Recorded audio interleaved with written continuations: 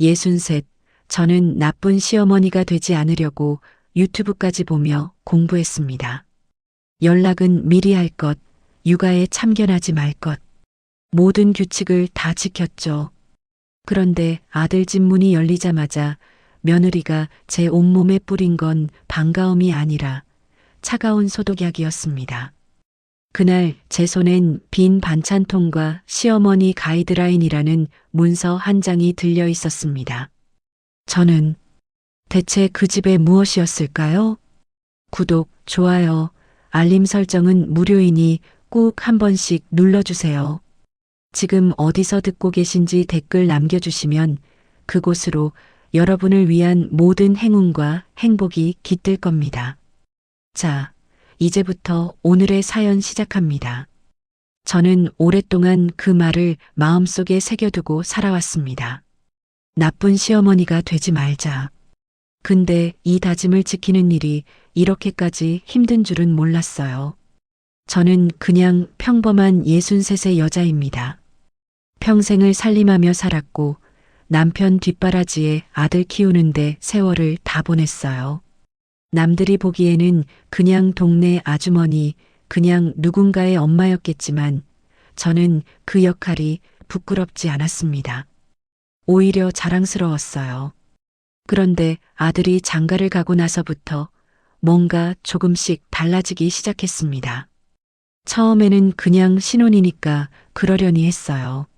새로운 가정이 꾸려지면 적응할 시간이 필요하다는 거 저도 알았거든요. 제가 결혼하던 시절을 생각해봐도 시어머니 눈치 보느라 밥도 제대로 못 먹던 기억이 아직도 생생하거든요. 그러니까 저는 처음부터 다짐을 했습니다. 나는 그렇게 하지 않겠다고. 나는 달라야 한다고. 그래서 유튜브도 봤습니다. 이게 좀 웃기게 들리실 수도 있는데 진짜로 봤어요. MZ 며느리와 잘 지내는 방법, MZ세대가 싫어하는 시어머니 유형, 요즘 며느리들이 원하는 것들. 제목만 봐도 심장이 두근거렸지만 그래도 꾹 참고 하나하나 다 봤습니다. 그리고 공부했어요. 메모도 했고요. 연락은 자주 하지 않는다. 방문할 때는 미리 알린다. 육아에 참견하지 않는다. 음식 취향을 존중한다. 이 정도면 저 꽤 열심히 한 거 아닌가요? 63 먹은 할머니가 스마트폰 들고 유튜브 찾아보며 노트에 적는 게 어디 쉬운 일이에요. 그래도 했습니다.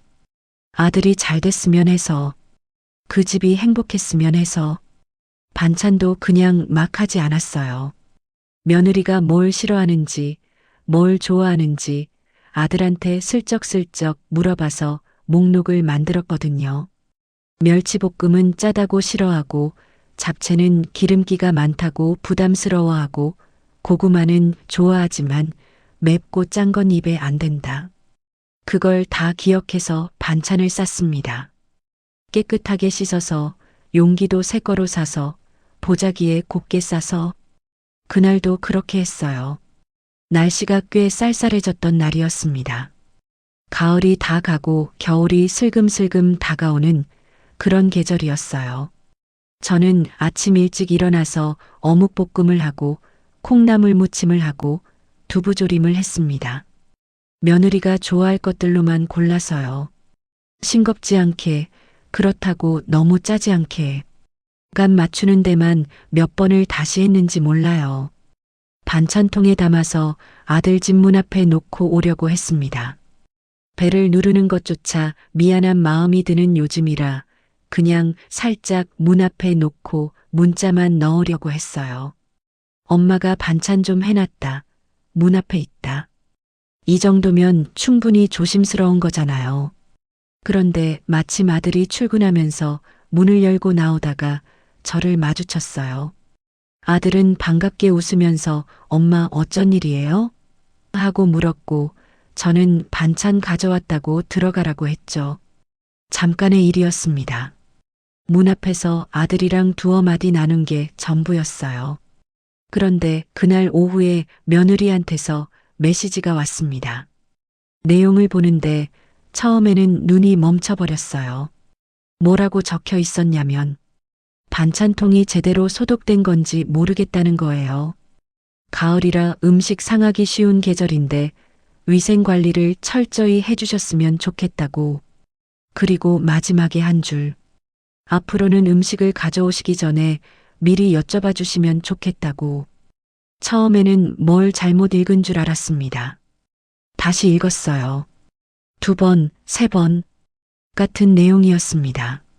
그날 아침 제가 새 반찬통을 사서 깨끗하게 씻고 물기까지 닦아가며 담은 그 반찬이었는데 손 한 번 더 씻고 용기 한 번 더 헹구고 혹시나 싶어 뚜껑도 뜨거운 물로 한 번 더 닦아냈던 그 반찬이었는데 위생 관리를 제대로 해달라는 말을 들었습니다. 저는 한동안 폰을 내려놓지 못했어요. 뭐라고 답을 해야 할지 몰라서. 아니, 사실은 뭘 느끼는 건지도 잘 몰라서요. 화가 난 건지, 서운한 건지, 아니면 내가 정말로 잘못한 건지. 그날 밤에 친구한테 전화를 했습니다. 저보다 먼저 시어머니가 된 친구인데 워낙 직선적인 사람이라 말이 좀 세긴 해요. 그 친구한테 사정을 얘기했더니 한숨을 쭉 내쉬더군요. 너 그러다 병난다. 그게 첫 마디였습니다. 할 말은 하고 살아야지. 그렇게 참기만 하면 결국 내가 상처받는 거야. 저는 그 말을 들으면서도 고개를 저었어요. 할 말을 한다는 게 쉬운 일이 아니잖아요. 내 말 한마디가 아들 집 분위기를 흔들어 놓을 수 있다고 생각하면 입이 선뜻 열리질 않는 거예요. 그래서 저는 그냥 웃으며 넘겼습니다. 알겠다.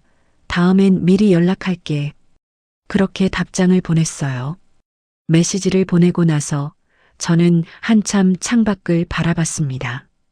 가을 햇살이 마당에 비치고 있었어요.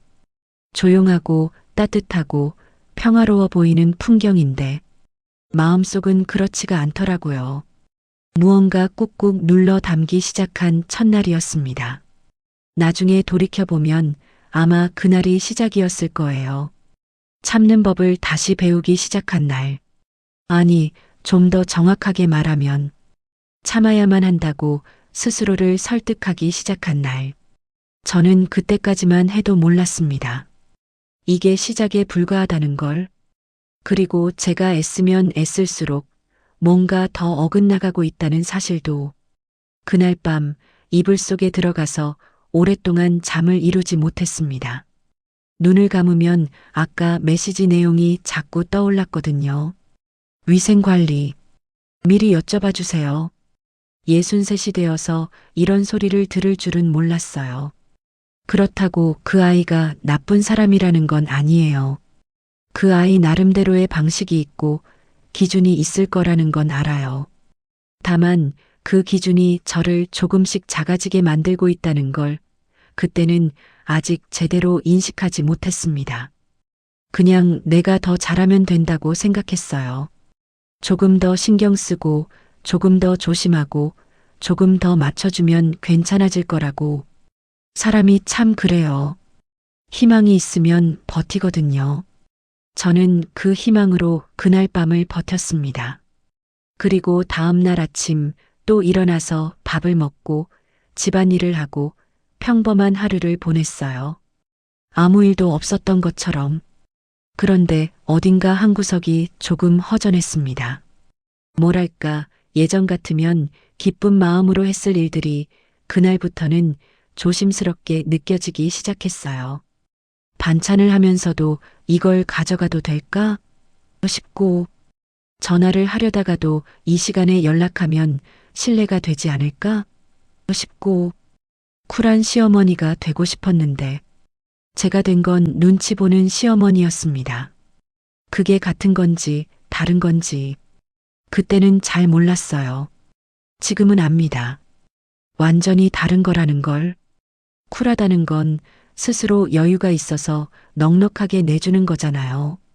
눈치를 본다는 건 두려워서 움츠러드는 거고요. 저는 여유가 아니라 두려움으로 조심스러워지고 있었던 거예요. 그걸 한참이 지나서야 알게 됐습니다. 평범한 오후였어요.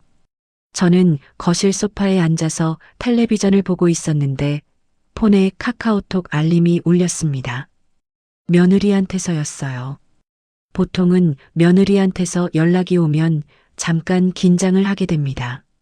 뭔가 또 제가 실수한 게 있나 싶은 마음이 먼저 드는 거예요. 그게 벌써 몸에 배어버린 거예요. 그 무렵에는 메시지를 열어보니 짧게 적혀 있었습니다. 어머니, 말씀드리고 싶은 게 있어서 정리해서 보내드린다고. 읽어봐 주시면 감사하겠다고. 그리고 아래에 파일이 하나 첨부되어 있었어요. 저는 그 파일을 열기까지 한 1분쯤 걸렸을 거예요. 왠지 열기가 무서웠거든요. 무슨 내용인지 알 수 없는데 며느리가 정성껏 정리해서 보냈다는 것 자체가 묘하게 긴장을 불러일으켰습니다. 결국 열었습니다. 제목이 있었어요. 시댁 방문 및 육아 관련 가이드라인. 가이드라인. 저는 그 단어를 보는 순간 눈을 한번 깜빡였습니다. 가이드라인이라는 말을 회사에서나 쓰는 줄 알았지 고부 사이에서 볼 줄은 몰랐거든요. 읽기 시작했습니다. 천천히 한 줄 한 줄. 첫 번째 항목은 이랬습니다. 방문은 최소 사흘 전에 연락 주셔야 하며 방문 날짜와 시간은 미리 협의 후 확정해 주시기 바랍니다. 두 번째, 방문 시간은 오전 10시부터 오후 5시 사이를 원칙으로 합니다. 세 번째, 아이에게 사탕, 초콜릿, 과자류는 주지 않으셔도 됩니다. 아이 식이 관리는 저희가 직접 합니다. 네 번째, 정치적 견해나 종교 관련 이야기는 삼가 주시기 바랍니다. 다섯 번째, 집 비밀번호는 알려드리기 어렵습니다. 방문 시에는 벨을 눌러주세요. 여섯 번째, 음식이나 반찬은 미리 여쭤보신 후에 가져오시는 것을 권장합니다. 일곱 번째, 아이를 안거나 뽀뽀하실 때는 손을 씻어주시고 아이 앞에서 기침이나 재채기 시에 반드시 마스크를 착용해 주시기 바랍니다.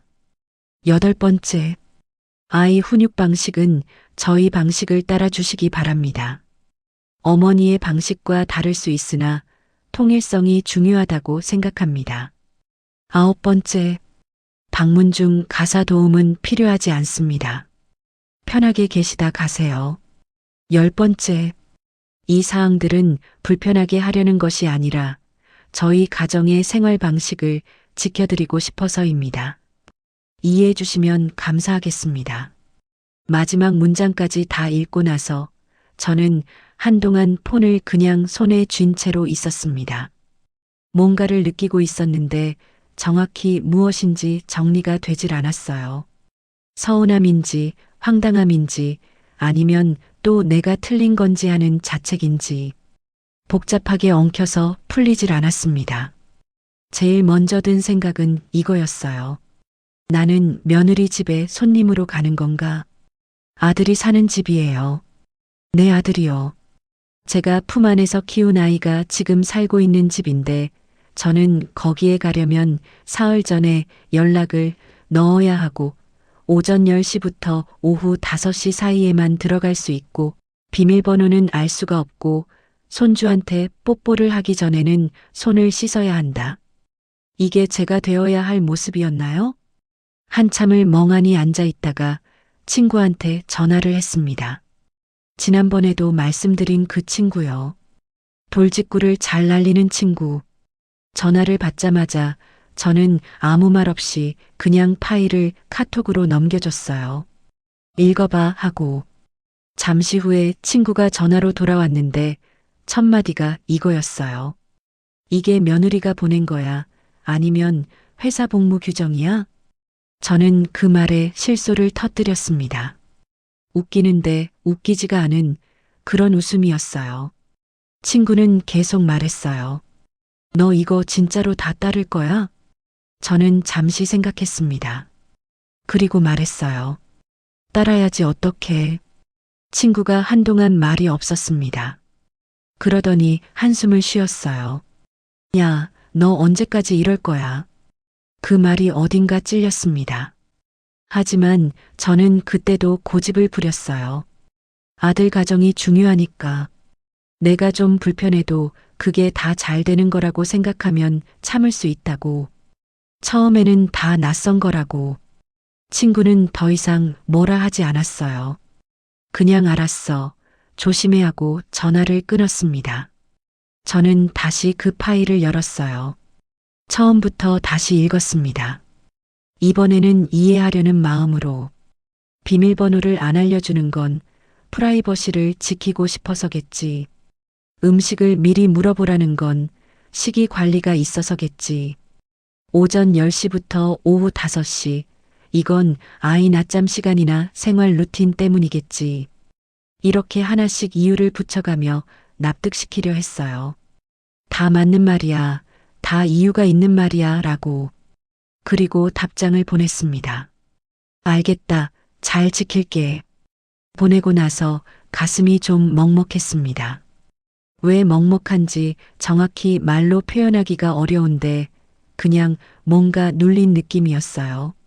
딱 맞는 크기의 상자에 들어가야 하는데 나는 그 상자보다 조금 큰 것 같은 모서리가 걸리는 느낌.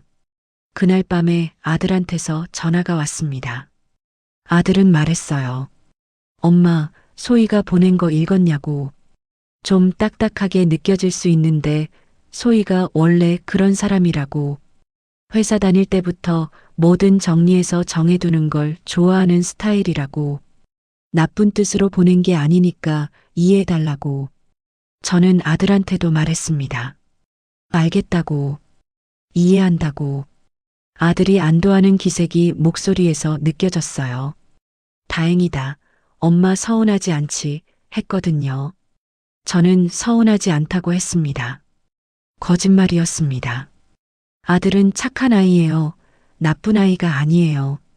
다만 그 아이는 엄마가 뭘 느끼는지보다 자기 가정이 평화로운지가 더 중요한 사람이 됐더라고요. 그게 아이를 탓하는 게 아니라 그냥 제가 마주한 사실이었습니다. 결혼을 하면 그렇게 된다는 거 알아요.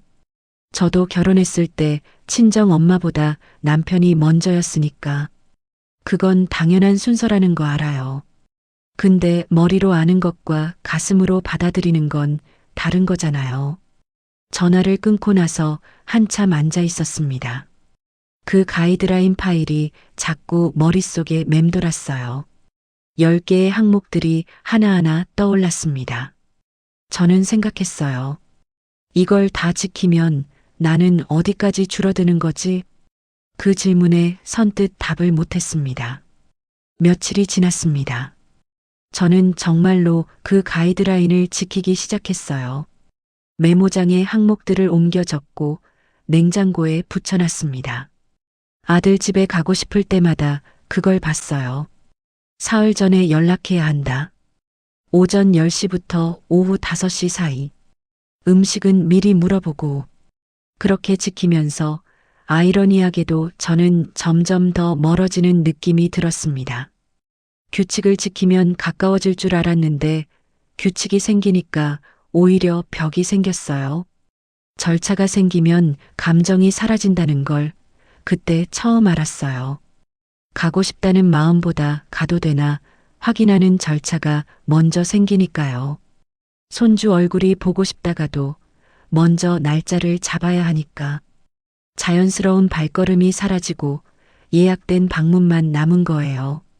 그게 꼭 틀린 것이라고 말하고 싶지는 않아요. 며느리의 요구가 무조건 잘못된 거라고도 하지 않겠습니다. 각자의 삶이 있고 각자의 경계가 있는 거니까요. 다만 그 경계가 저를 가리키고 있을 때 저는 어떻게 서 있어야 하는 건지 그게 막막했습니다. 그 메모장을 붙여놓은 냉장고를 볼 때마다 저는 스스로에게 말했어요. 괜찮아. 이렇게 하면 되는 거야. 이게 요즘 세상이야. 그렇게 다독이다 보면 또 하루가 갔습니다. 평범하게 아무렇지 않은 척.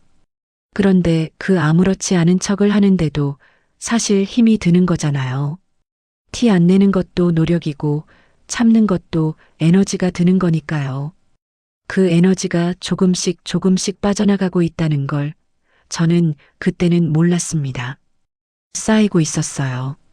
아무것도 아닌 것처럼 보이는 것들이 조용히 쌓이고 있었습니다. 드디어 날이 잡혔습니다. 아들 집에 가는 날이요. 사흘 전에 미리 연락을 넣었습니다. 가이드라인에 적혀 있던 대로요. 날짜 괜찮냐고, 몇 시에 가면 좋겠냐고, 며느리한테서 오후 2시가 좋겠다는 답이 왔어요. 저는 일정표에 적어뒀습니다. 진짜로요. 혹시 잊어버릴까봐 달력에도 동그라미를 쳤어요. 그날 아침부터 준비를 시작했습니다. 무얼 들고 갈까? 뭘 입고 갈까? 손주한테 뭘 사다 줄까?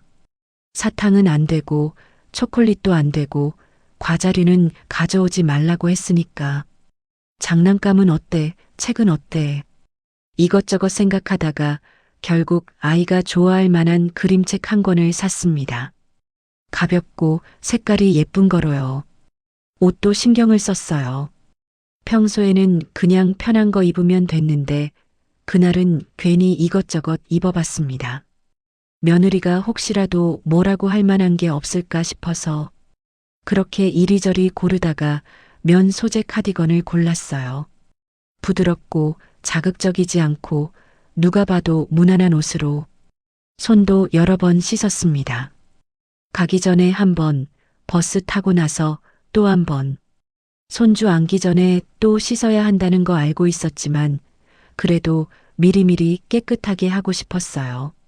아들 집 앞에 도착한 건 2시 5분 전이었습니다. 저는 건물 앞에서 잠깐 기다렸어요. 2시 전에 벨을 누르는 것도 실례가 될까 싶어서요.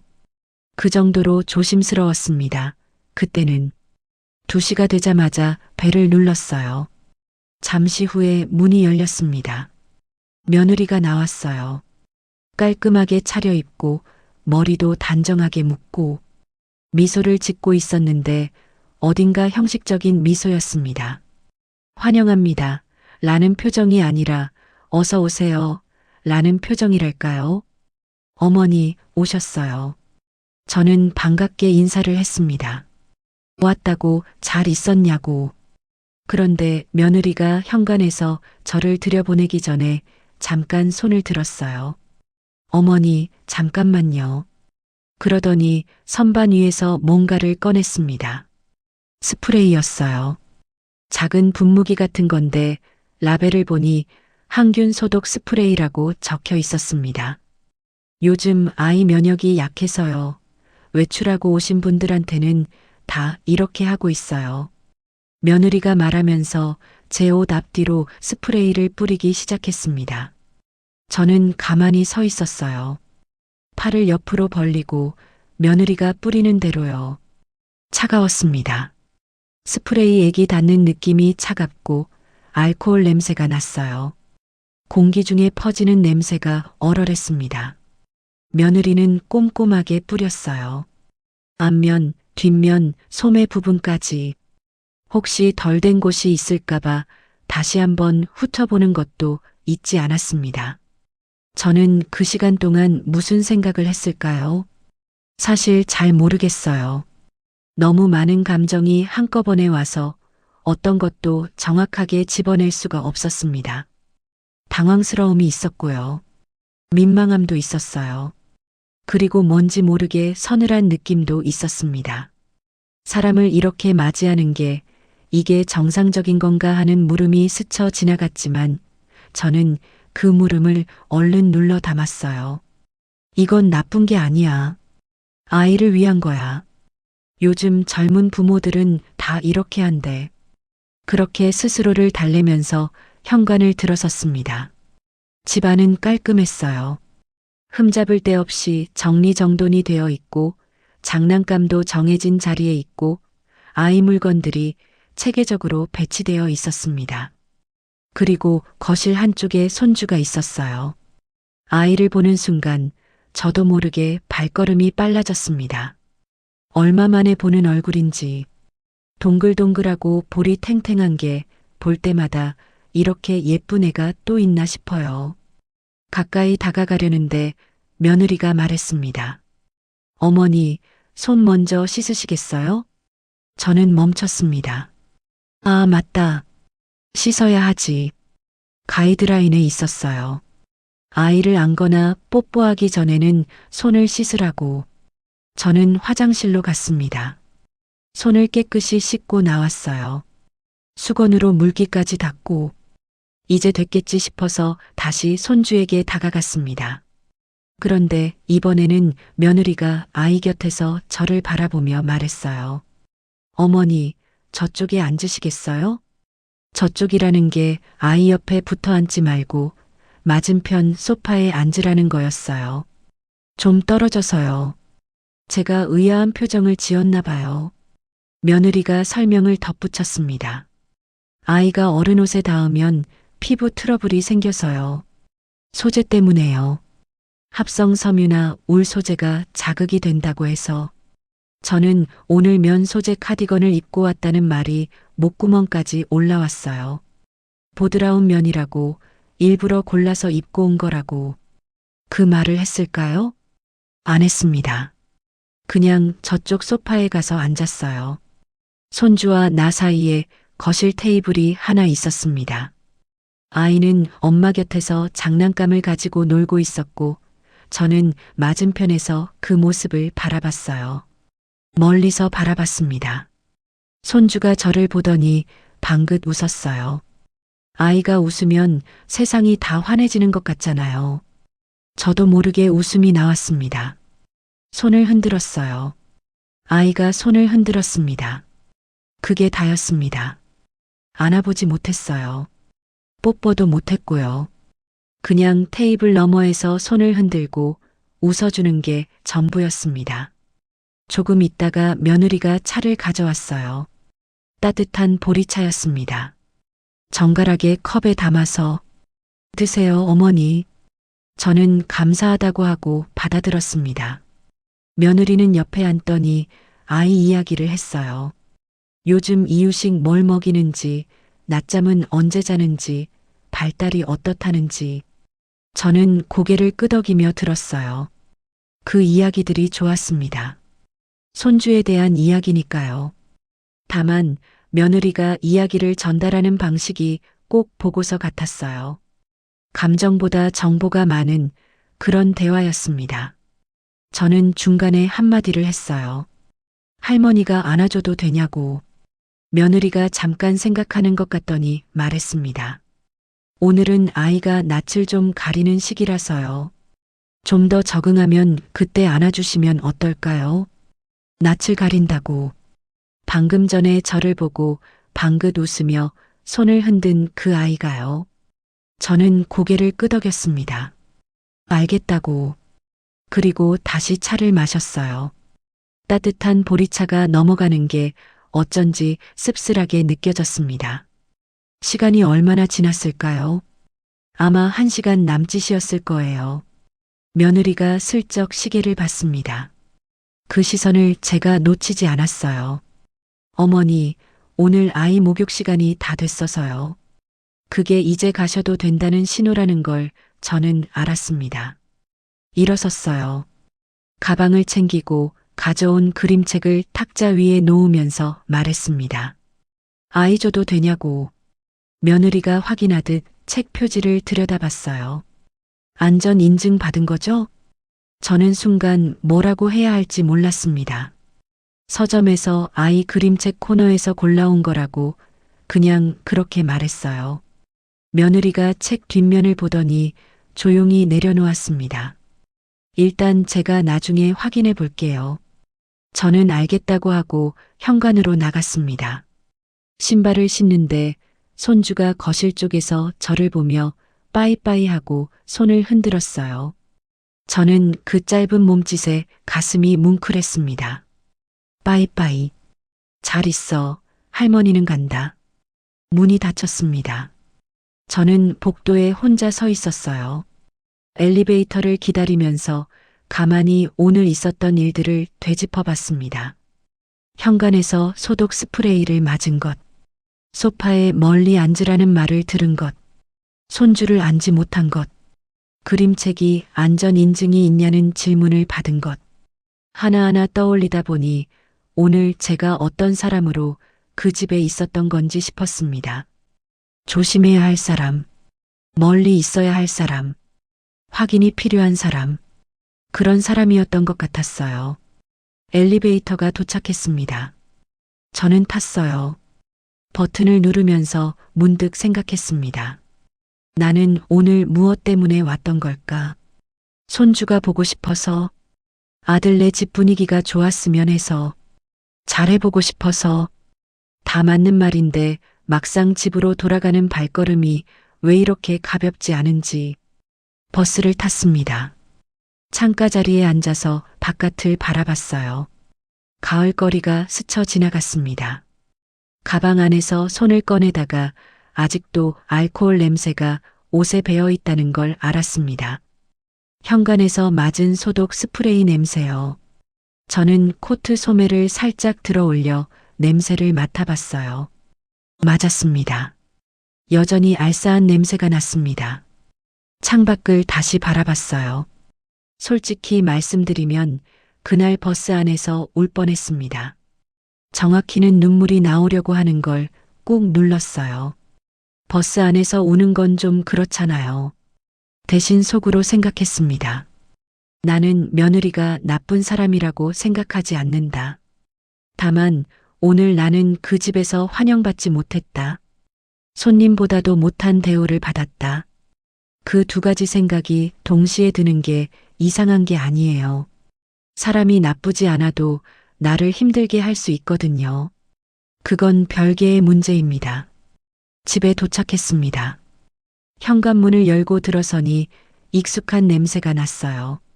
오래 살아온 집 냄새. 저는 가방을 내려놓고 소파에 앉았습니다. 텔레비전은 켜지 않았어요. 그냥 조용히 앉아 있었습니다. 한참 그러고 있다가 저는 혼잣말로 중얼거렸어요. 다음에 또 가야겠지. 그렇습니다. 또 가야 했어요. 손주가 거기 있으니까. 아들이 거기 있으니까. 그러니까 또 사흘 전에 연락을 넣고 오전 10시에서 오후 5시 사이에 벨을 눌러야겠지요. 소독 스프레이도 맞아야 하겠지요.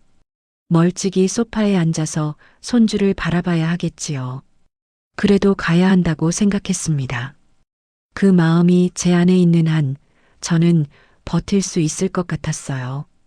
그날 밤 잠자리에 들면서 저는 손주가 손 흔들던 모습을 떠올렸습니다. 빠이빠이 가면서 작은 손을 흔들던 그 모습. 그게 그날 하루 중에 제일 따뜻한 장면이었어요. 그 장면 하나로 버텼습니다. 그날은 원래 계획에 없던 방문이었습니다. 아들한테서 연락이 왔거든요. 소희가 병원에 가야 하는데 잠깐 손주 좀 봐줄 수 있냐고. 1시간, 길어도 2시간이면 된다고. 저는 당연히 간다고 했어요. 가이드라인이고 뭐고 아들이 부탁하는데 안 간다고 할 수가 없잖아요. 손주도 보고 싶었고 무엇보다 도움이 될 수 있다는 생각에 마음이 좀 들떴습니다. 서둘러 준비를 하고 아들 집으로 갔어요. 아들이 현관문을 열어줬습니다. 며느리는 외출 준비를 하고 있었고 저한테 짧게 인사를 했어요. 아이 낮잠 시간은 몇 시고 분유는 어디 있고 기저귀는 저쪽 서랍에 있고 빠르게 설명을 하고는 나갔습니다. 아들도 뒤이어 나갔어요. 회사를 잠깐 나온 거라 금방 들어가야 한다고 했거든요. 그렇게 저 혼자 손주와 집에 남게 됐습니다. 손주는 거실 매트 위에서 놀고 있었어요. 드디어 둘만 남은 거예요. 저는 얼른 다가가서 아이를 안았습니다. 아까부터 안고 싶었거든요. 따뜻했어요. 아이가 제 품에서 꼼지락거리는 느낌이 이루 말할 수 없이 좋았습니다. 뽀뽀도 했어요. 볼에다가요. 아이가 까르르 웃었습니다. 그 웃음소리를 들으니까 가슴이 다 풀렸어요. 그동안 쌓였던 것들이 한꺼번에 녹아내리는 것 같은 기분이었습니다. 한참을 같이 놀았어요. 그림책도 읽어주고 손뼉 놀이도 하고 깍꿍 놀이도 했습니다. 아이가 웃을 때마다 저도 웃었어요. 그러다가 아이가 낮잠이 들었습니다. 포근하게 이불을 덮어주고 저는 거실로 나왔어요. 집안이 조용해졌습니다. 저는 잠깐 앉아서 쉬다가 아이가 자는 동안 뭔가 해놓고 싶다는 생각이 들었어요. 설거지라도 해놓을까, 청소기라도 밀어놓을까? 그런데 가이드라인에 가사 도움은 필요 없다고 적혀 있었잖아요. 그 생각이 나서 손을 거뒀습니다. 그냥 소파에 앉아 있었어요. 시간이 좀 흘렀습니다. 심심하기도 하고 어색하기도 했어요. 남의 집에 혼자 있는 기분이 드는 게 여기가 아들 집이라는 게 실감이 잘 안 날 때가 있어요. 탁자 위에 노트북이 펼쳐져 있었습니다. 며느리가 쓰다가 그냥 두고 간 것 같았어요. 화면이 켜져 있었거든요. 저는 그쪽을 딱히 의식하지 않고 있었는데 우연히 시선이 거기 닿았어요. 화면에 글이 보였습니다. 처음에는 그냥 무슨 글이려니 했어요. 그런데 눈이 한 줄을 읽었고 그 한 줄이 저를 자리에 굳게 만들었습니다. 오늘 또 시어머니가 예고도 없이 들이닥쳤어요. 예고도 없이 들이닥쳤다.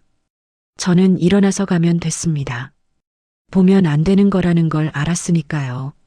그런데 발이 움직이지 않았어요.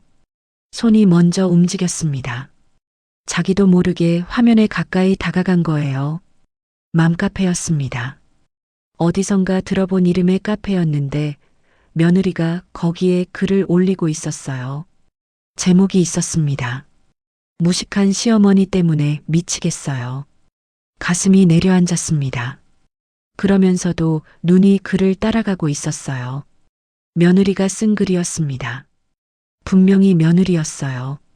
상황 묘사가 너무 구체적이어서 다른 사람일 수가 없었습니다. 글 속에는 제가 있었어요. 반찬통을 들고 나타나서 위생 개념 없이 음식을 가져다 주는 시어머니, 아무 때나 연락해서 오겠다고 하는 시어머니, 아이한테 함부로 손을 대려고 하는 시어머니, 아무리 설명해도 이해를 못하는 시어머니, 그게 저였습니다. 그게 남들이 보는 저였어요. 댓글도 달려 있었습니다. 여러 명이 진짜 힘드시겠다. 우리 시어머니도 그래요. 요즘 세대 차이 극심하죠. 법적으로 거부권 행사하세요. 어떤 댓글은 저를 향한 조롱에 가까웠어요. 무식하다는 말, 구세대라는 말, 민폐 시어머니라는 말. 저는 그 화면을 보면서 몸이 어떻게 되어가는지 잘 몰랐습니다. 차갑고 뜨겁고 손발이 저리고 제가 그 아이의 배려가 부족했던 걸까요? 제가 그 아이에게 들이닥쳤던 걸까요? 제가 아이를 함부로 대하려 했던 걸까요? 반찬통 소독을 철저히 하지 않은 걸까요? 연락을 너무 자주 했던 걸까요? 머릿속으로 지난 시간들을 빠르게 되감아 봤습니다. 사흘 전에 연락을 넣었고 며느리가 원하는 반찬만 골라서 가져갔고 가이드라인을 메모장에 적어서 냉장고에 붙여놓고 지키려 했고 소파에서 멀찍이 앉아서 손주를 바라봤고 소독 스프레이를 맞고 현관을 들어섰고 그게 들이닥친 거였나요? 그게 무식한 거였나요?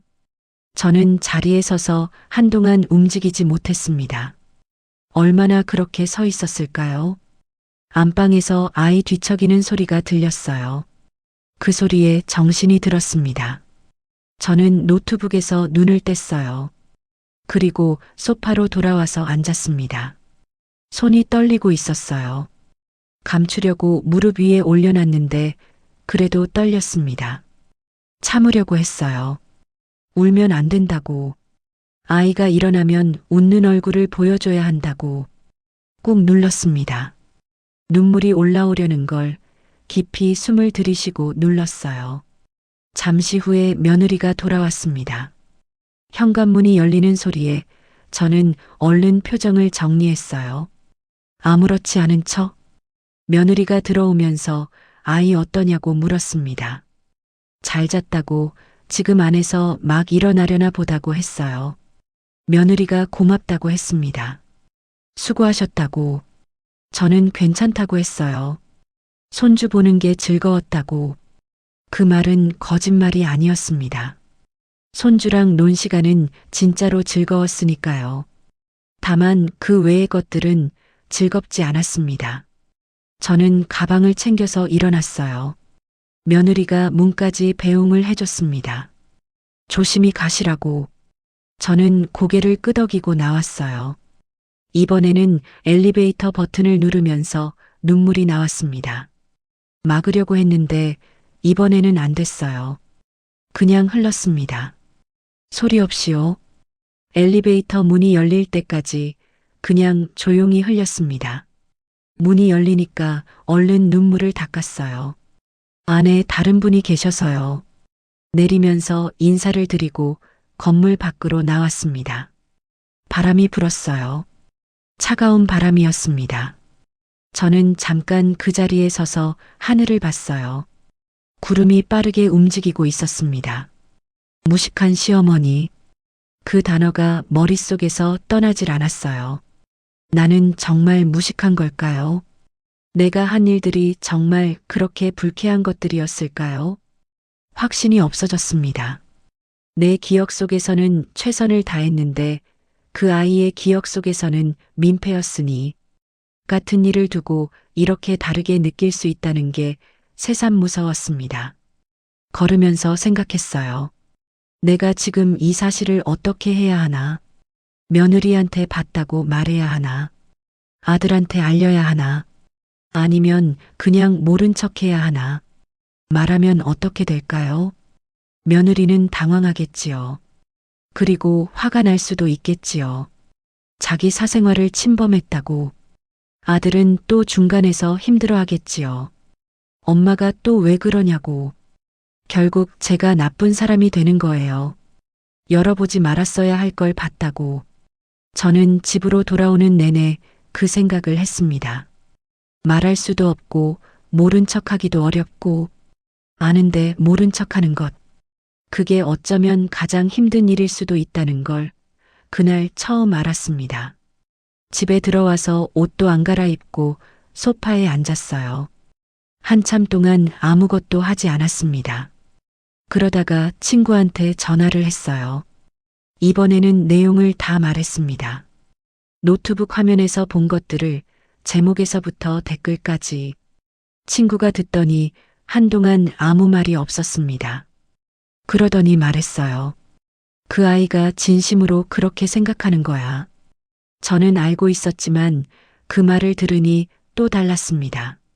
내가 아무리 잘해줘도 그 아이한테 넌 이미 그렇게 보이고 있는 거야. 그 말이 오래 남았습니다. 아무리 잘해줘도. 저는 그날 이후로 며느리를 볼 때마다 그 화면이 떠올랐습니다. 환하게 웃는 며느리 얼굴 뒤에 무식한 시어머니라고 적은 그 글이 겹쳐 보였어요. 그게 저를 제일 힘들게 했습니다. 모르면 괜찮았을 텐데. 알아버리니까 무너지는 게 있었어요. 내 배려가 배려로 받아들여지지 않는다는 것. 내 마음이 닿지 않는다는 것. 그게 무너지면 사람이 어떻게 되는지 아세요?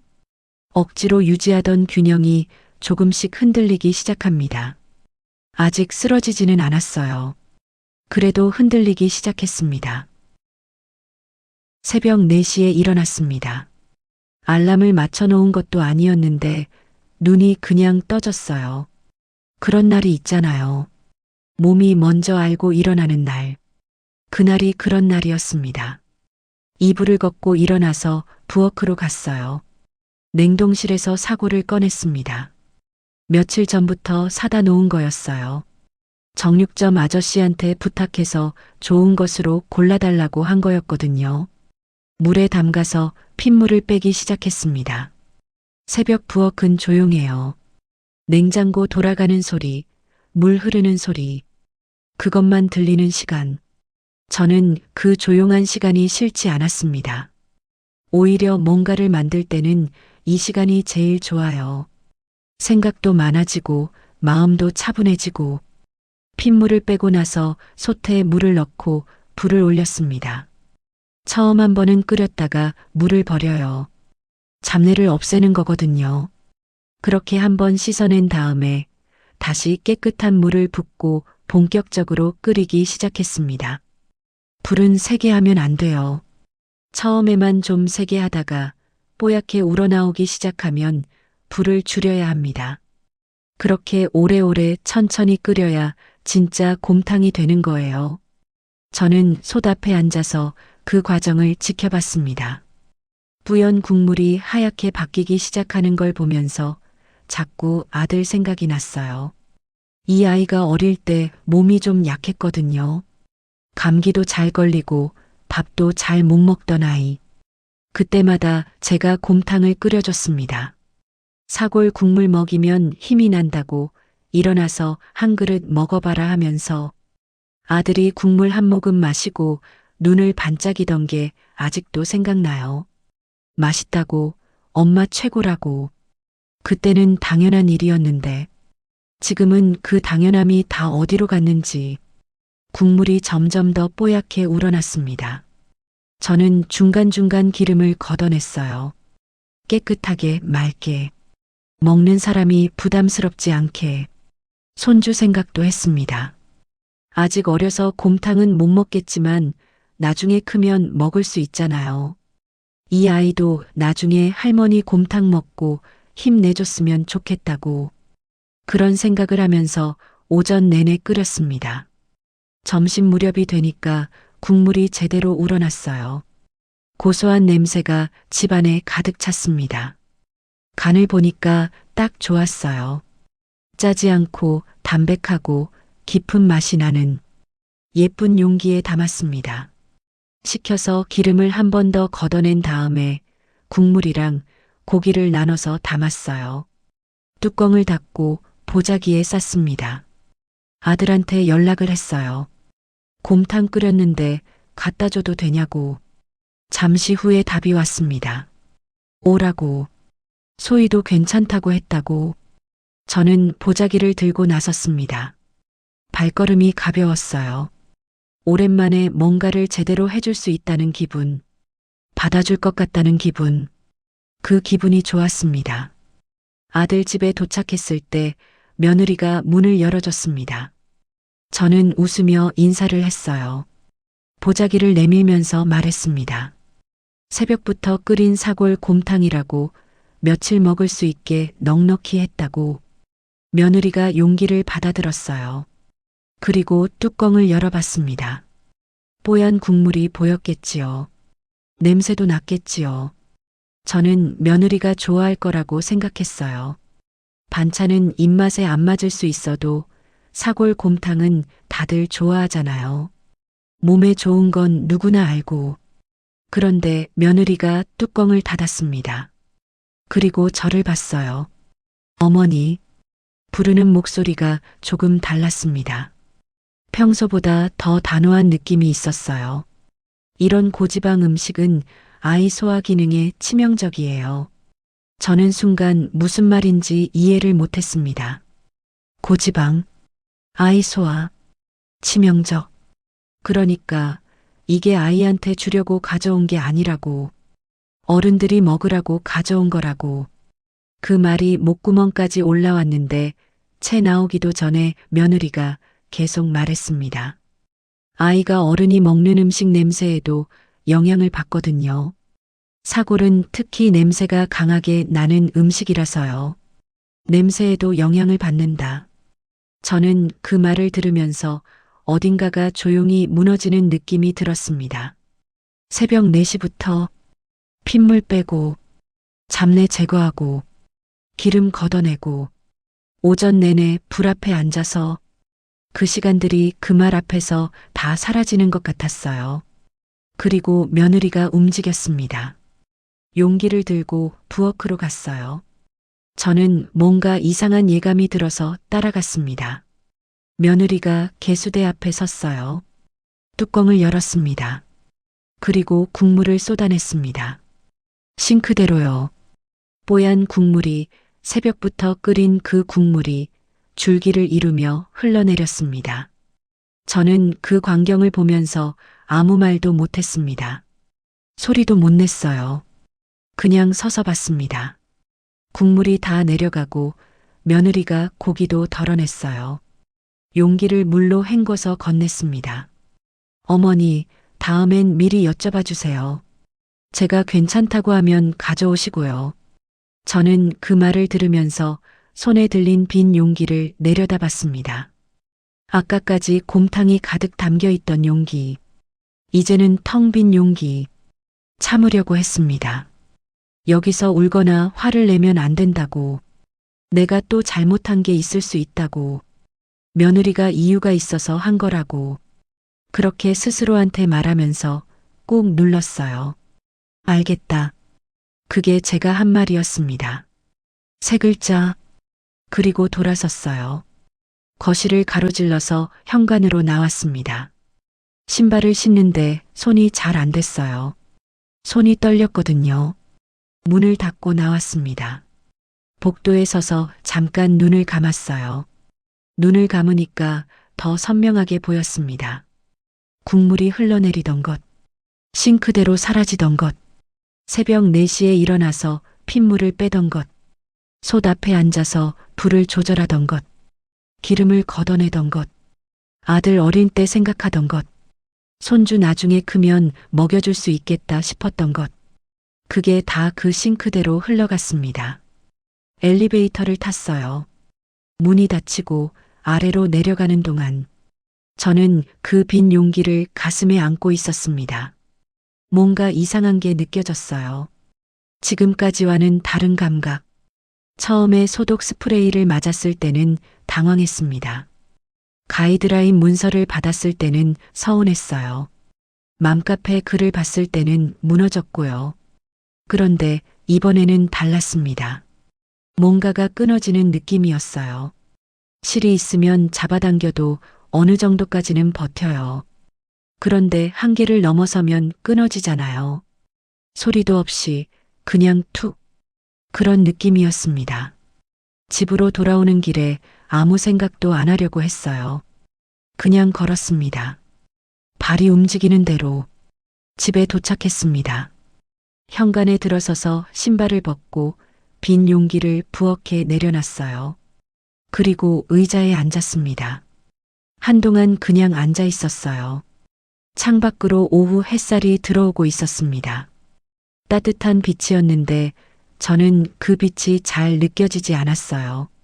그때 전화기가 울렸습니다. 아들이었어요. 받았습니다. 아들이 말했어요.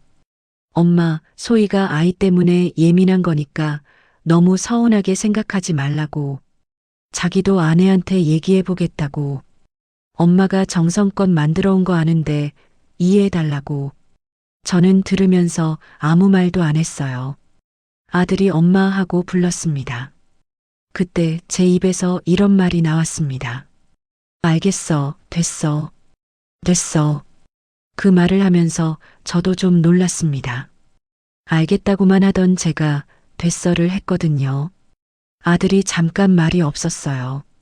그러더니 조심스럽게 물었습니다. 엄마, 괜찮아? 저는 대답하기 전에 잠깐 생각했어요. 괜찮냐고. 괜찮지 않았습니다.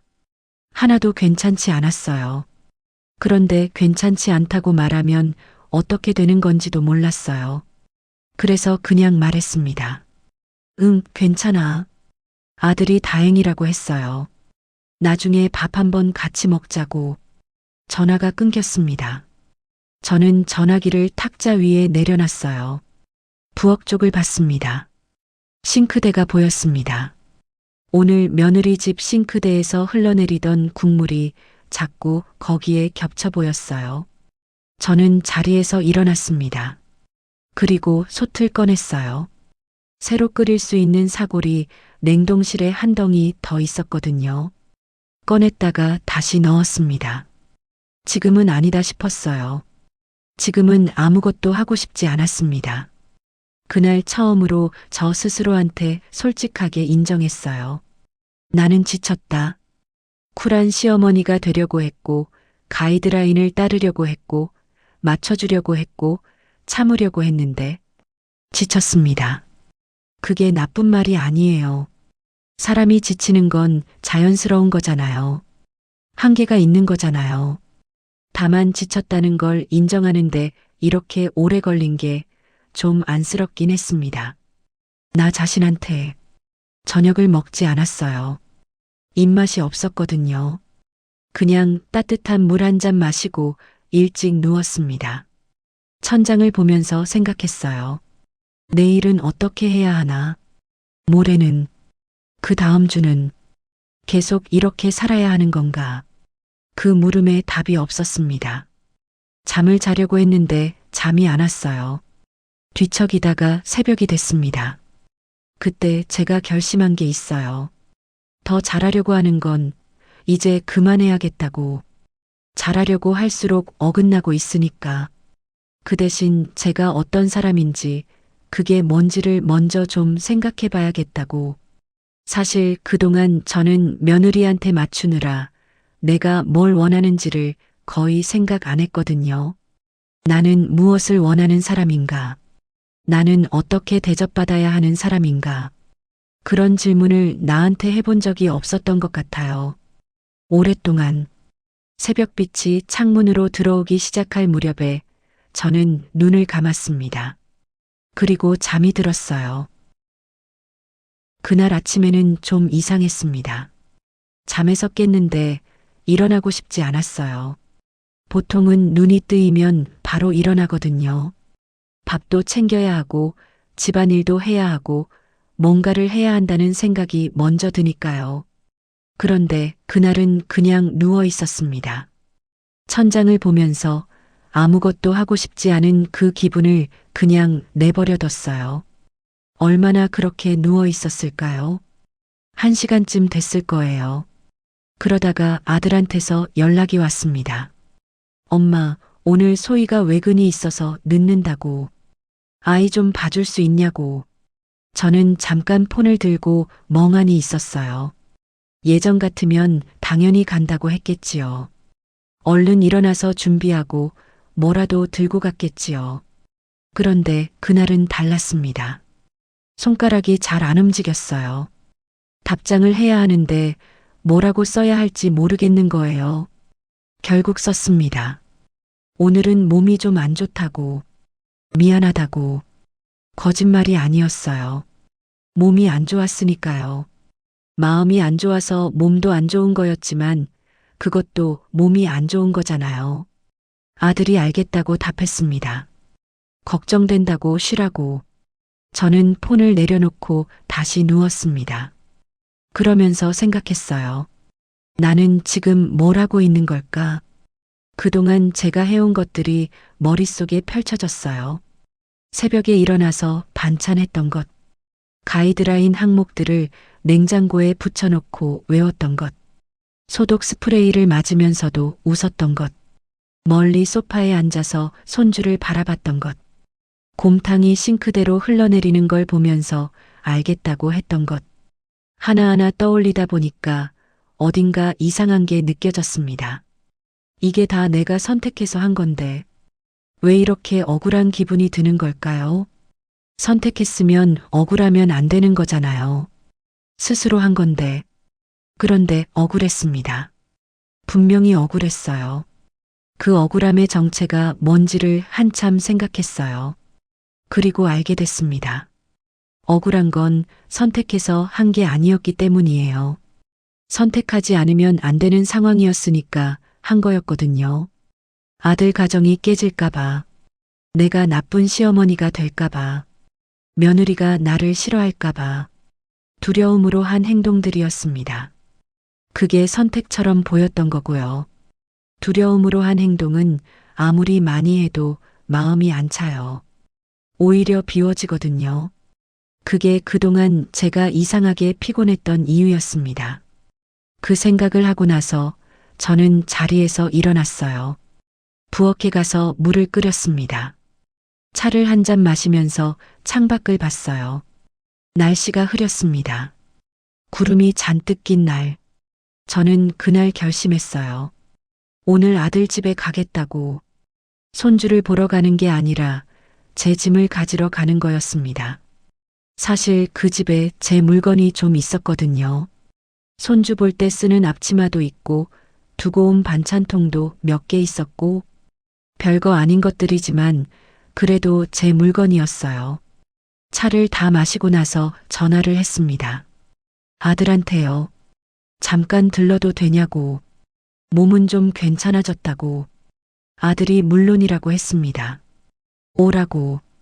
저는 집을 나섰습니다. 아들 집에 도착했을 때 아들이 문을 열어줬어요. 며느리는 외근 중이라 자리에 없었습니다. 아들이 손주를 안고 있었어요. 저는 손주한테 인사를 했습니다. 볼을 살짝 만져줬어요. 아이가 웃었습니다. 그 웃음을 보면서 마음이 많이 흔들렸어요. 이 아이 때문에라도 참아야 하는 건 아닐까 싶은 마음이 잠깐 들었습니다. 그런데 그 마음을 다시 눌렀어요. 내가 무너지면서까지 하는 게 이 아이한테 좋은 건지, 내가 억지로 웃으면서 하는 게 진짜 사랑인지, 그건 아닌 것 같았거든요. 부엌 선반에 두었던 앞치마를 챙겼습니다. 반찬통도 찾아서 담았어요. 작은 가방에 넣었습니다. 아들이 보더니 물었어요. 엄마, 그거 왜 가져가?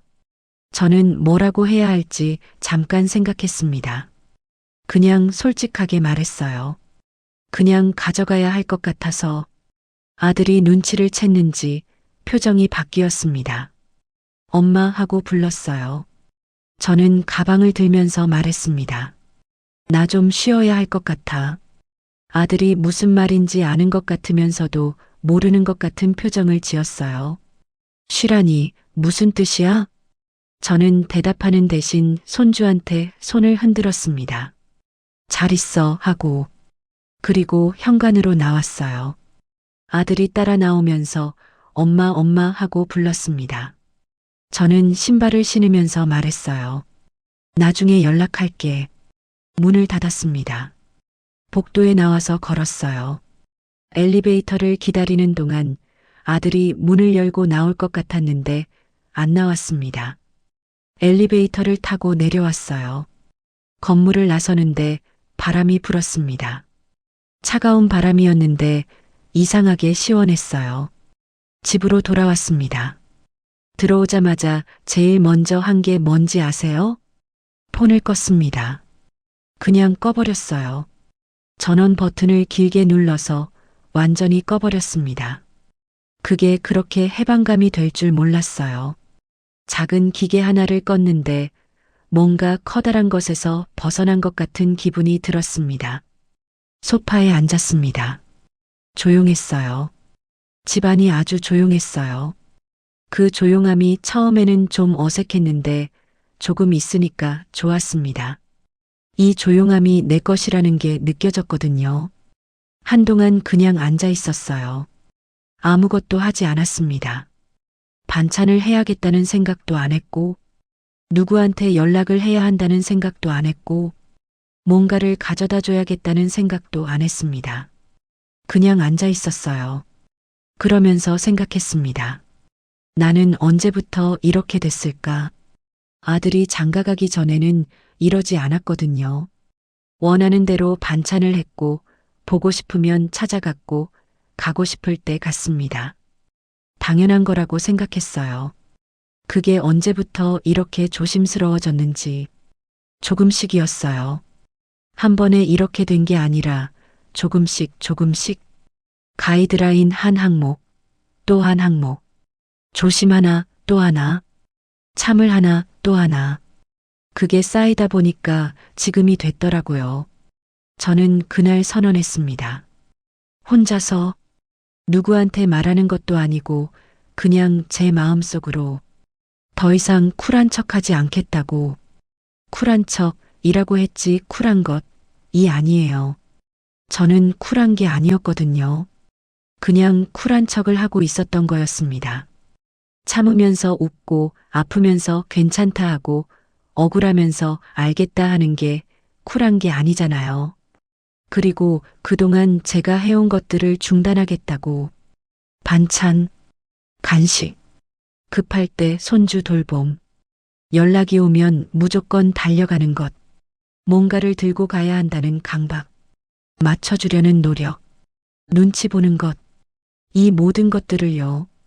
이건 중단이지 포기가 아니에요. 그 차이가 있습니다. 포기는 아예 안 하는 거고 중단은 지금 당장은 안 하는 거거든요. 다시 시작할 수 있는 여지가 있는 거예요. 다만 지금은 하지 않겠다고. 그 선언을 하고 나서 이상하게 눈물이 나왔습니다.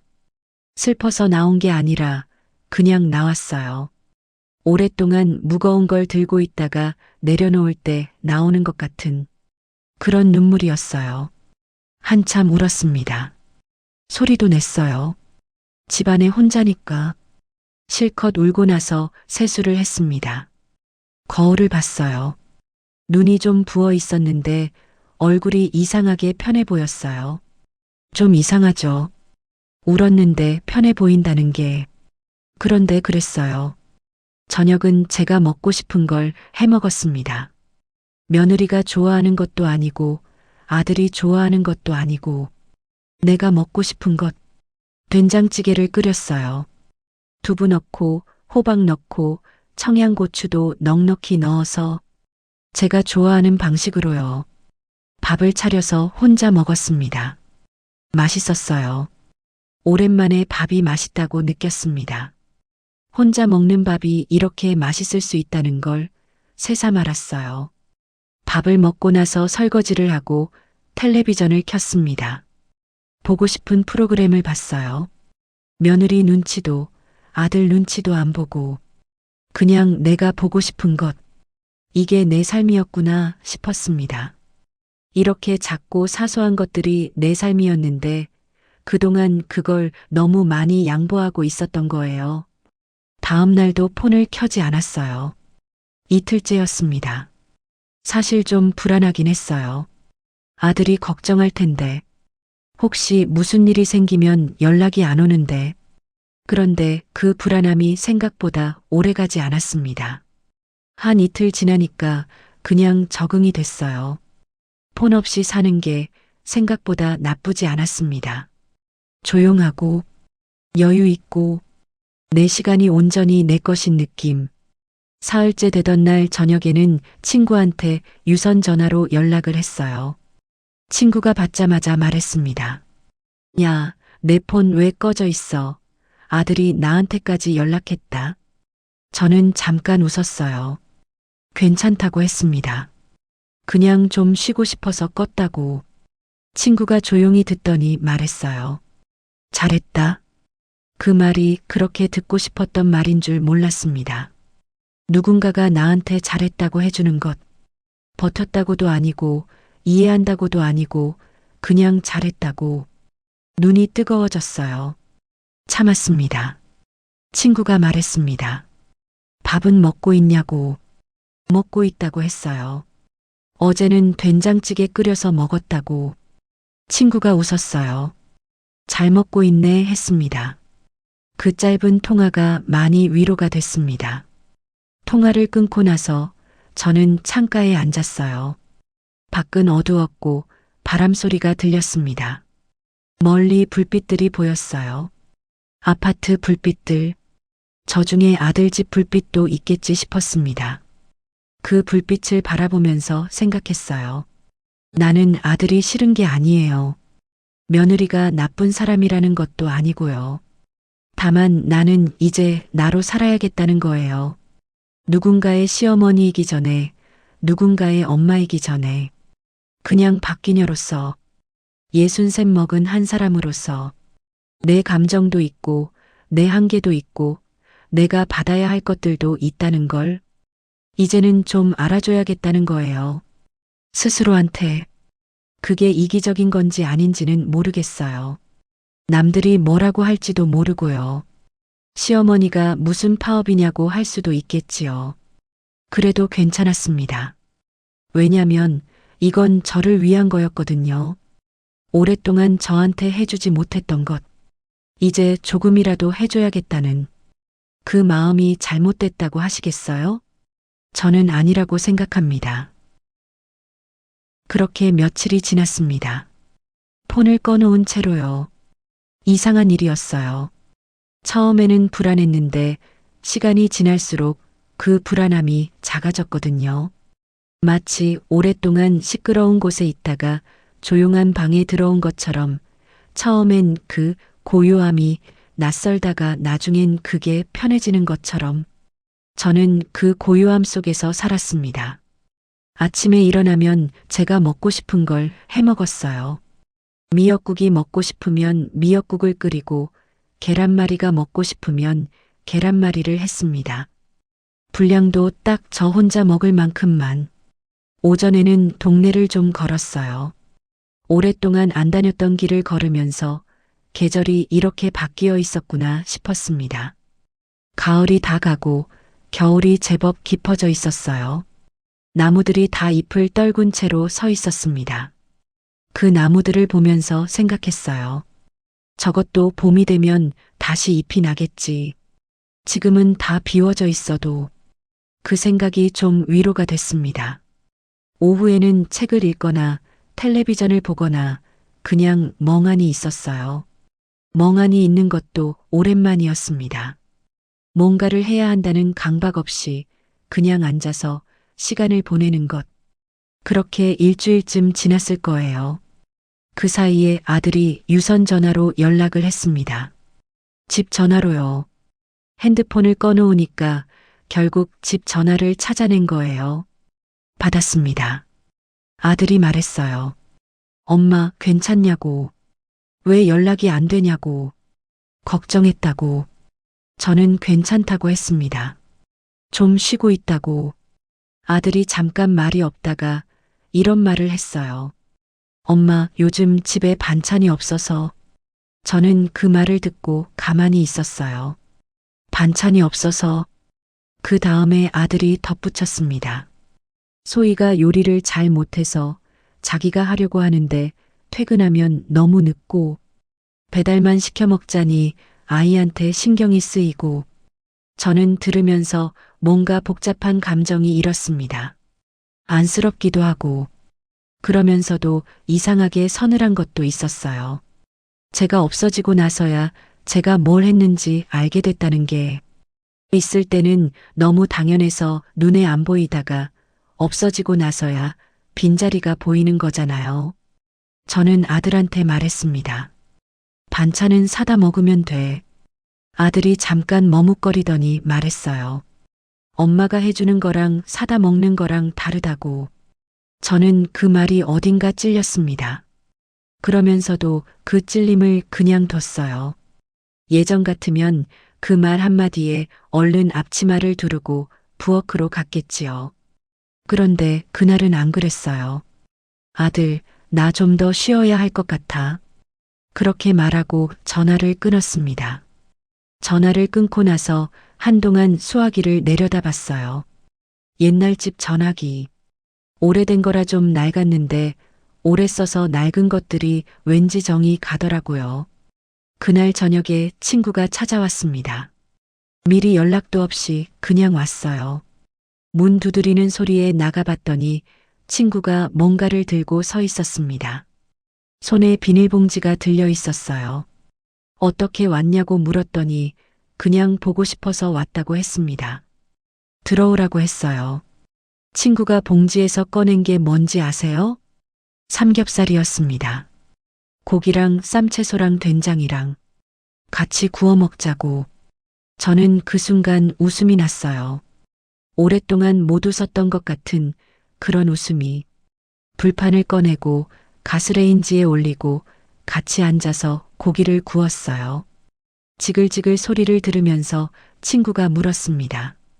요즘 어때? 저는 뒤집개로 고기를 뒤집으면서 말했어요. 모르겠어. 친구가 웃었습니다. 모르는 게 지금은 맞는 거야. 그 말이 이상하게 위로가 됐어요. 모르는 게 맞다는 말. 알 필요 없다는 말이기도 하잖아요. 지금 당장 고기를 먹으면서 별 이야기를 다 했습니다. 아들 이야기도 했고, 며느리 이야기도 했고, 손주 이야기도 했어요. 그리고 오래전 이야기도 했습니다. 젊었을 때, 우리가 처음 만났을 때, 같이 시장 다니던 때, 그 이야기들이 따뜻했어요. 밥이 맛있었습니다. 고기가 맛있었고, 쌈이 맛있었고, 반찬이 맛있었어요. 친구가 늦게까지 있다가 갔습니다. 돌아가면서 말했어요. 너 잘하고 있어. 현관문을 닫으면서 저는 그 말을 마음속에 넣었습니다. 잘하고 있다. 그 말을 갖고 자리에 들었어요. 그런데 그날 밤에 잠을 자다가 손주 꿈을 꿨습니다. 아이가 웃으면서 할머니, 할머니 하고 부르는 꿈이었어요. 아직 그 아이가 할머니라는 말을 제대로 할 나이가 아닌데 꿈에서는 하더라고요. 잠에서 깼습니다. 방이 어두웠어요. 새벽 3시였습니다. 손주가 보고 싶었습니다. 그 마음을 어쩔 수가 없었어요. 선언을 하고 짐을 챙겨 나오고 폰을 끄고 쉬고 있어도 그 아이가 보고 싶다는 마음은 어디 가지 않았습니다. 그게 슬프기도 했어요. 동시에 그 마음이 있다는 게 다행이기도 했고요. 저는 그 마음을 억지로 없애려고 하지 않았습니다. 있는 그대로 뒀어요. 보고 싶으면 보고 싶은 거고 그 마음이 있다는 건 제가 아직 살아있다는 거니까요. 아침이 됐습니다. 그날 아침에 폰을 켰어요. 일주일 넘게 꺼놓은 것을 켰습니다. 이유는 특별한 게 아니었어요. 그냥 이제는 켜도 되겠다 싶은 느낌이 들었거든요. 부르르 진동이 왔습니다. 메시지가 쏟아졌어요. 아들한테서 온 것들, 며느리한테서 온 것도 있었습니다. 며느리 메시지는 형식적인 안부였어요. 어머니 괜찮으신지 여쭤보려고요. 연락이 안 돼서요. 짧게, 간결하게. 저는 그 메시지를 읽고 한동안 있었습니다. 며느리가 연락을 했다는 것. 그게 뭘 의미하는지 생각했어요. 정말로 걱정이 돼서인지, 아니면 제가 없어지고 나서 뭔가 불편해진 게 있어서인지, 둘 다일 수도 있겠다 싶었어요. 사람 마음이 하나만 있는 건 아니니까요. 아들한테는 답장을 했습니다. 괜찮다고, 폰을 좀 꺼놓고 쉬었다고. 며느리 메시지에는 한참 있다가 답을 했어요. 괜찮다고만. 그날 오후에 아들이 전화를 했습니다. 이번에는 목소리가 좀 달랐어요. 평소보다 무거운 목소리였습니다. 엄마, 할 말이 있다고 했어요. 저는 말해보라고 했습니다. 아들이 천천히 말했어요. 요즘 소희랑 사이가 안 좋다고. 엄마가 안 오시고 나서 집에서 작은 일로 계속 싸운다고. 저는 들으면서 마음이 복잡했습니다. 아들한테 미안한 마음도 있었어요. 그 사이에 끼어서 힘들 텐데 하는. 그런데 동시에 이런 생각도 들었습니다. 내가 없으면 그 집이 어떻게 되는지 이제 보이시죠? 그 생각이 차갑게 느껴질 수도 있다는 거 알아요. 냉정하다고 할 수도 있고요. 그런데 그건 제가 바란 게 아니에요. 제가 없어져서 그 집이 힘들어지기를 바라고 나온 게 아니었거든요. 그냥 저 스스로가 더 이상 버틸 수 없어서 나온 거였는데 결과적으로 그렇게 됐을 뿐입니다. 아들이 말했어요. 소희가 요리를 하다가 힘들다고 울었다고. 자기가 다 해주려고 했는데 퇴근하고 나서 아이 보면서 집안일까지 하는 게 너무 벅차다고. 저는 그 말을 들으면서 이상하게 마음이 쓰였습니다. 며느리가 울었다는 말에 싫은 감정이 있어도 누군가 우는 건 마음이 쓰이는 거잖아요. 특히 그 울음이 진짜 힘들어서 나온 거라면 그 아이도 힘들었던 거구나 싶었어요. 나름대로. 다만 그 힘듦을 왜 그렇게 표현했는지는 여전히 이해가 안 됐지만요. 무식한 시어머니라고 글을 올리는 것, 곰탕을 싱크대에 버리는 것, 소독 스프레이를 뿌리는 것, 그게 자기 힘듦을 해결하는 방식이었던 건지, 그게 저는 여전히 받아들이기 어려웠습니다. 아들한테 말했어요. 아들, 나는 지금 좀 쉬어야 해. 아들이 알겠다고 했습니다. 엄마도 힘들었을 거라고. 그 말이 늦게 왔지만 그래도 왔어요. 전화를 끊었습니다. 창밖을 봤어요. 겨울 하늘이 높고 파랬습니다. 저는 그날 처음으로 이 모든 일이 어쩌면 아무도 나쁜 사람이 없는 이야기일 수도 있다는 생각을 했어요. 며느리가 나쁜 사람이라서 그런 게 아니고, 아들이 못난 사람이라서 그런 게 아니고, 제가 잘못해서 그런 게 아니고, 그냥 다들 자기 방식대로 살다 보니까 그게 서로 부딪힌 거라는, 그 생각이 맞는 건지 틀린 건지는 모르겠어요. 그래도 그 생각을 하고 나서는 조금 숨이 트이는 것 같았습니다. 며칠이 더 지났습니다. 그러던 어느 날 초인종이 울렸어요. 나가보니까 아무도 없었습니다. 그런데 문 앞에 뭔가가 있었어요. 작은 봉지였습니다. 봉지를 들어서 안을 봤어요. 작은 귤이 한 봉지 들어 있었습니다. 그리고 쪽지가 하나. 아들 필체였어요. 엄마 귤 좋아하잖아요. 잘 쉬어요. 그게 다였습니다. 저는 그 봉지를 안고 들어왔어요. 부엌 식탁에 올려놓고 귤 하나를 까서 먹었습니다. 달았어요. 귤이 달면 겨울이 깊어진 거라고 옛날에 누가 그랬던 것 같아요. 그 말이 맞더라고요. 귤을 먹으면서 생각했습니다. 나는 이제 어떻게 해야 하나? 계속 이렇게 있을 수는 없어요. 언젠가는 다시 마주해야 할 사람들이고 다시 가야 할 집이에요. 그렇다고 예전처럼 돌아가는 건 안 되는 거고, 그 사이 어딘가에 답이 있을 텐데, 그게 뭔지 아직은 몰랐습니다. 다만 한 가지는 알고 있었어요. 이번에 다시 마주할 때는 예전에 내가 아니어야 한다는 것. 무조건 맞춰주고, 무조건 참고, 무조건 해주는 사람이 아니어야 한다는 것. 나도 사람이라는 걸, 내 감정도 있다는 걸, 그걸 이번에는 숨기지 않아야겠다는 것. 귤 봉지를 보면서 그 다짐을 했습니다. 그리고 그 다짐을 할 때쯤 초인종이 다시 울렸어요. 나가봤습니다. 며느리였습니다. 혼자였어요. 아들도 없고 손주도 없이 혼자서 문 앞에 서 있었습니다. 그 표정이 평소랑 달랐어요. 단단하게 정리된 표정이 아니라 뭔가 흐트러진 것 같은. 저는 잠깐 놀랐어요. 그리고 기다렸습니다. 저는 아무 말 하지 않았습니다. 먼저 말을 꺼내지 않았어요. 그 아이가 먼저 왔으니까 그 아이가 먼저 말해야 한다고 생각했습니다. 예전 같으면 제가 먼저 어서 와라, 들어와라 했겠지요. 그런데 이번에는 그러지 않았어요. 한참 후에 며느리가 말했습니다. 어머니, 들어가도 될까요? 저는 문을 열어줬습니다. 아무 말 없이요. 며느리가 들어왔어요. 현관에서 신발을 가지런히 벗고 거실로 들어왔습니다. 저는 소파를 가리켰어요. 앉으라고. 저도 맞은편에 앉았습니다. 테이블을 사이에 두고 마주 앉았어요.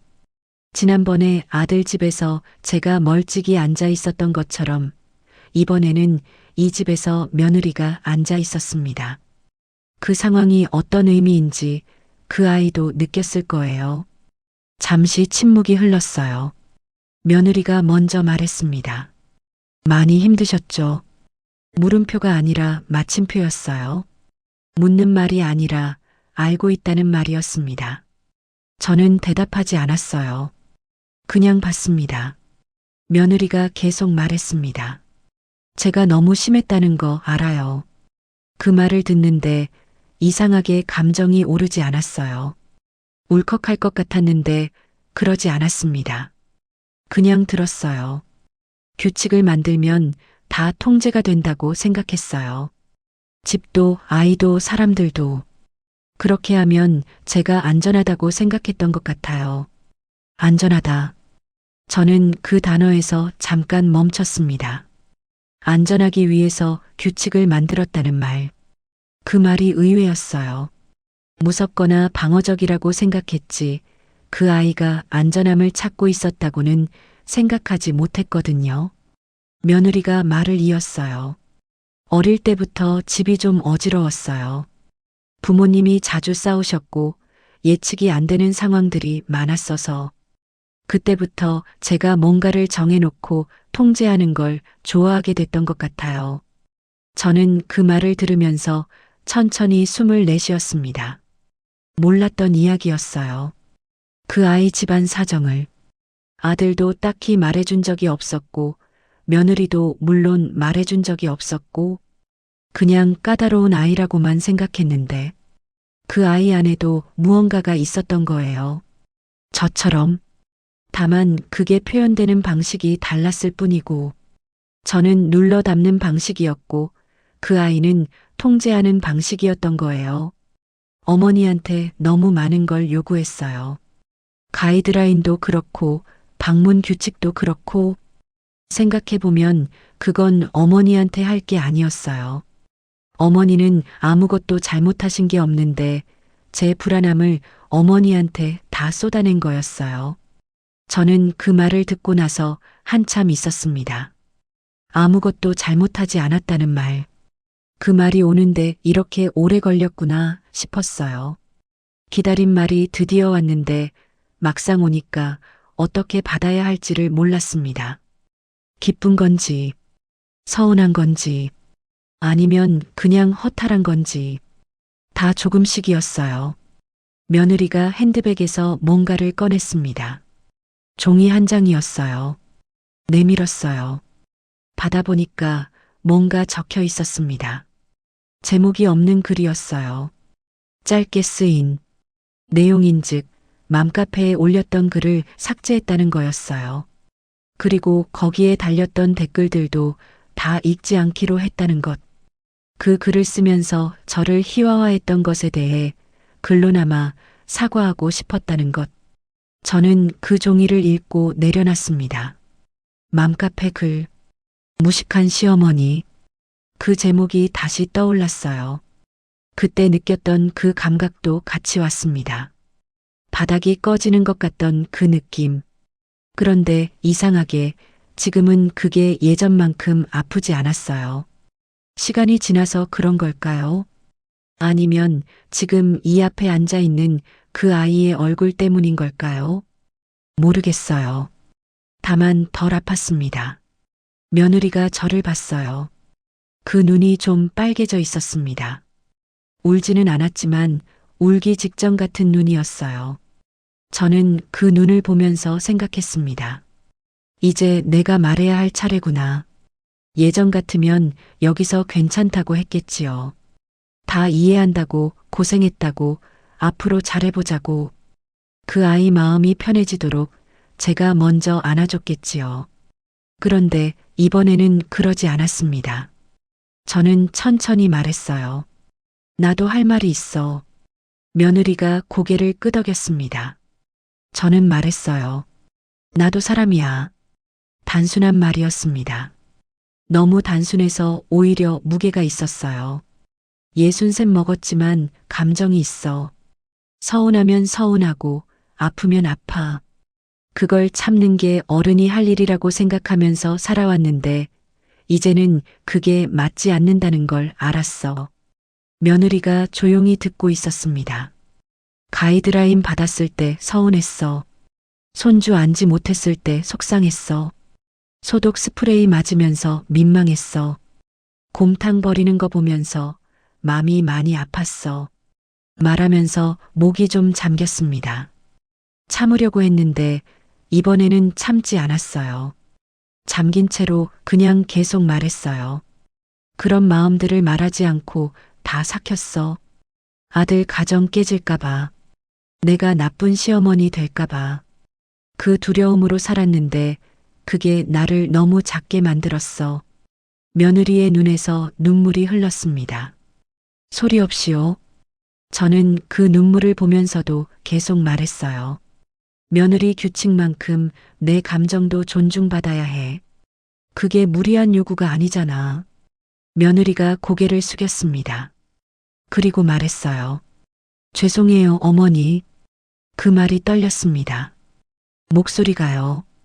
저는 한동안 그 말을 그냥 공기 중에 두었어요.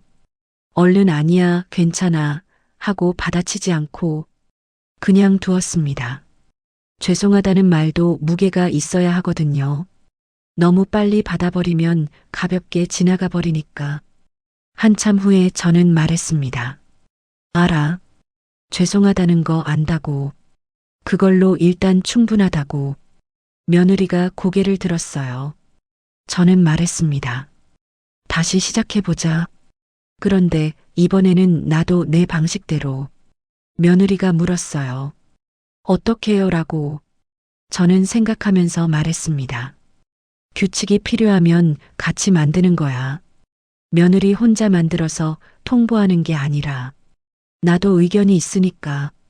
그리고 규칙보다 먼저인 게 있어. 뭔데요? 하고 며느리가 물었어요. 저는 말했습니다. 서로 사람이라는 거. 며느리가 잠깐 그 말을 되새기는 것 같았어요. 저도 그 말을 되새겼습니다. 서로 사람. 규칙 이전의 사람. 매뉴얼 이전의 사람. 가이드라인 이전의 사람. 그게 먼저였어요. 항상 먼저였어야 했는데 어디서부터 뒤바뀌었던 거예요. 며느리가 말했습니다. 어머니가 오시면 편하게 오실 수 있게 할게요. 아이도 마음껏 안아주세요. 제가 너무 막았어요. 저는 그 말에 가슴 한쪽이 풀리는 걸 느꼈습니다. 손주를 마음껏 안을 수 있다는 말. 그게 그렇게 듣고 싶었던 말인 줄 몰랐어요. 별것 아닌 것 같은 그 말이 사실은 별것이었습니다. 그리고 맘카페에 올렸던 것, 진심으로 죄송해요. 그건 어머니한테 할 짓이 아니었어요. 저는 고개를 끄덕였습니다. 알아. 며느리가 놀란 것 같았어요. 알고 있었냐는 눈으로 저를 봤습니다. 저는 말했어요. 우연히 봤어.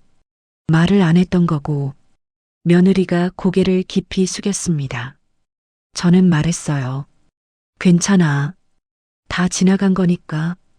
그런데 앞으로는 그런 식으로 풀지 말고 힘들면 나한테 말해. 직접. 며느리가 고개를 들면서 말했어요.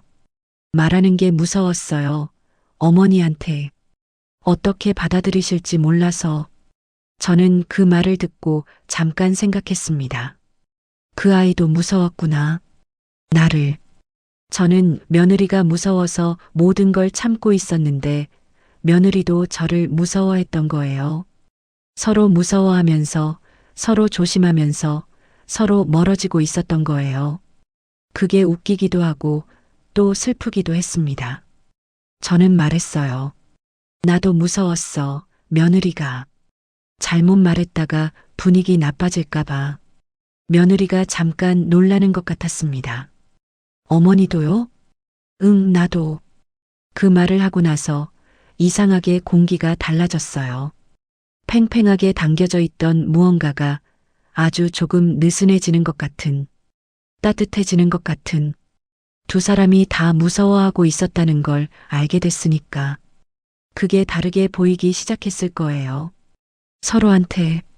한동안 조용했습니다. 그 조용함이 어색하지 않았어요. 전에는 침묵이 불편했는데 지금은 그냥 같이 있는 것 같았습니다. 저는 자리에서 일어났어요. 부엌으로 갔습니다. 차를 끓였어요. 뭘 좋아하는지 알고 있었거든요. 따뜻한 유자차를 좋아한다고 아들한테서 들은 적이 있었어요. 유자청을 꺼내서 컵에 넣고 따뜻한 물을 부었습니다. 들고 나와서 며느리 앞에 놓아줬어요. 며느리가 컵을 받으면서 저를 봤습니다. 어떻게 아셨어요? 제가 이거 좋아하는 거. 저는 말했어요. 알고 있었어. 그동안. 며느리가 눈을 내리깔았습니다. 그 눈에 또 눈물이 고이는 것 같았어요. 저도 제 차를 들고 와서 앉았습니다. 같이 차를 마셨어요. 유자향이 났습니다. 은은하고 달큰한 향. 그 향 속에서 저는 생각했어요. 이게 끝이 아니라는 걸. 오늘 이렇게 앉아서 이야기를 나눴다고 해서 모든 게 한순간에 달라지지는 않아요. 쌓인 것들이 있고 상처가 있고 습관이 있는데 그게 하루아침에 없어지는 게 아니거든요. 앞으로도 어색한 날이 있을 거예요. 실수하는 날도 있을 거고 또 서운한 날도 올 거예요. 그런데 오늘 이 자리가 있었다는 것, 서로 사람이라는 걸 인정했다는 것, 그게 달라진 거예요. 작은 것 같지만 사실은 큰 거예요. 시작이 달라진 거니까요. 며느리가 차를 다 마시고 일어서면서 말했습니다. 다음 주에 오실래요, 어머니? 아이 보러. 저는 잠깐 생각했어요. 그리고 말했습니다. 갈게. 근데 이번에는 손주를 실컷 안을 거야. 며느리가 웃었습니다. 처음 보는 웃음이었어요. 형식적인 웃음이 아니라 진짜 웃음이었습니다. 눈끝이 내려가는 그런 웃음. 저도 웃었어요. 현관까지 배웅을 했습니다. 며느리가 신발을 신으면서 말했어요. 어머니, 유자차 맛있어요. 별것 아닌 말이었지만 저는 그 말이 좋았습니다. 문이 닫혔어요. 저는 혼자 거실로 돌아와서 소파에 앉았습니다. 탁자 위에 2개의 빈 컵이 있었어요. 하나는 제 것, 하나는 며느리 것. 그 2개의 컵을 바라봤습니다. 오랫동안 창밖으로 해가 기울고 있었어요. 겨울 해라 일찍 기울었습니다. 주황빛이 방 안으로 들어왔어요.